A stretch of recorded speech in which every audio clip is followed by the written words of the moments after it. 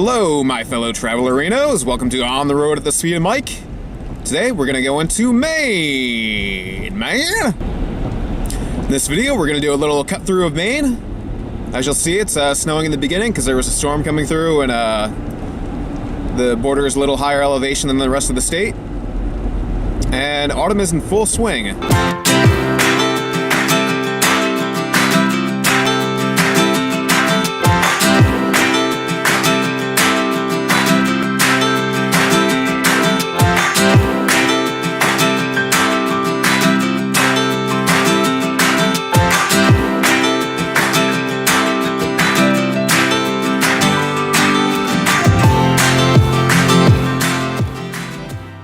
Originally inhabited by the Abenaki tribe, colonial-era Maine was an unconnected part of the Massachusetts colony.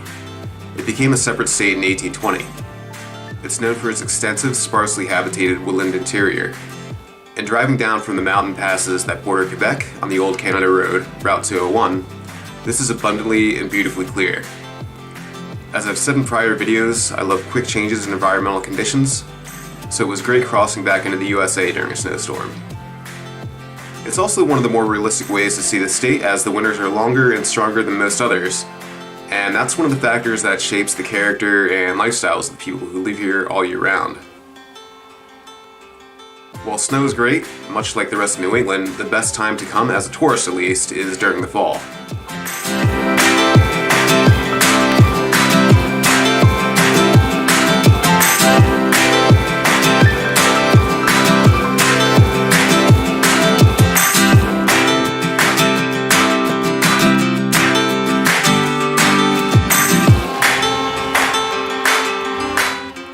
Driving south from Pioneer Mountains and ski slopes, the first major town you'll come across is Skowhegan.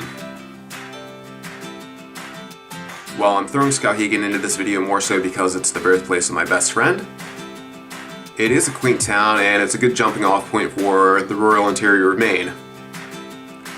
But it's also become noteworthy, according to Wikipedia at least, as the last school district in the state to get rid of Native American mascots.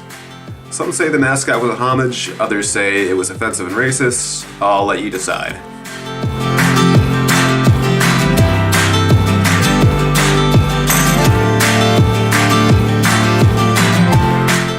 Continuing south is Maine's state capital, Augusta.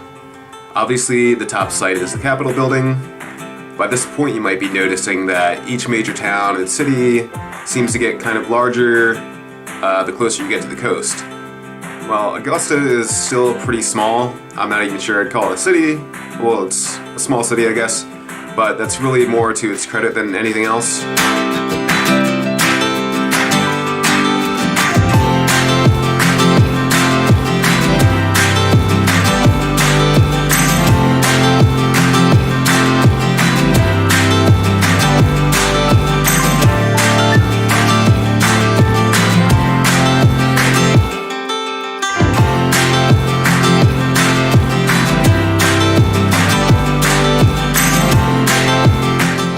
While Augusta is the capital of Maine, Portland is its largest city. And while it is in fact Maine's largest city at 66,000, it's still really small. And again, this is totally to its benefit and in step with the region's spiel.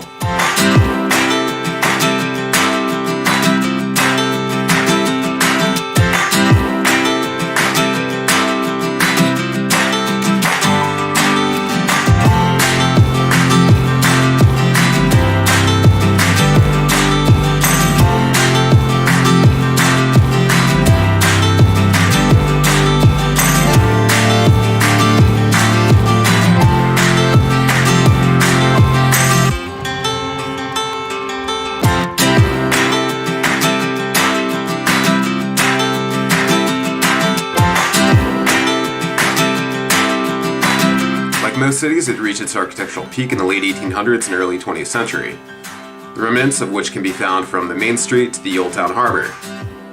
While those places are nice, Portland Head Lighhouse is the best attraction in the area. It's just a short drive over the bridge east toward the coast. Looking at a map, you might think Maine is the most northern state in the contiguous USA. This is actually an illusion on maps with curved longitudinal lines, and it's beat out in this regard by every state west of Michigan. It is, however, the easternmost state, and because of its rocky geography and glaciated history, its coastline has a ton of character in contrast to much of the eastern seaboard. This setting, along with its quaint seaside towns, lighthouses, and fresh New England lobster, are probably the state's most iconic and unique draws. The area around Portland Head Lighthouse showcases this well, but further along the coast, to the north, you'll find some of Maine's greatest natural gems like Acadia National Park, where the coast becomes much more varied and picturesque. I didn't stop here, so I can't tell you if you should go for sure, but it's been rare for me to be disappointed by a national park, and this is probably the entire region's best showcase of it.